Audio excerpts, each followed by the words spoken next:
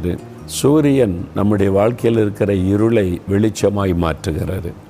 யார் இந்த சூரியன்? இயேசு கிறிஸ்து தான் நீதியின் சூரியன். அவர் தான் அந்த உலகத்திற்கு வெளிச்சத்தை கொடுக்க வந்தவர். என்ன, அந்த உலகத்தில் தன்னை ஒரு வெளிச்சம் என்று சொன்ன ஒரே ஒருவர் இயேசு தான். மற்றவங்க அவங்களுக்கு அவரு இவர் இந்த மதம் அப்படி சொல்லலாம்.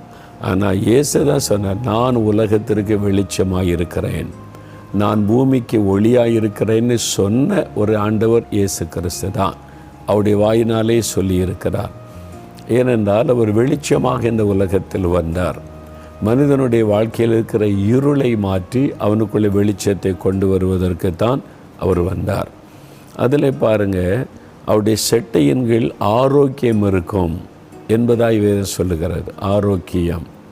அப்போது வியாதி நீங்கி நாம் ஆரோக்கியமாக இருப்பதை ஆண்டவர் விரும்புகிறார்.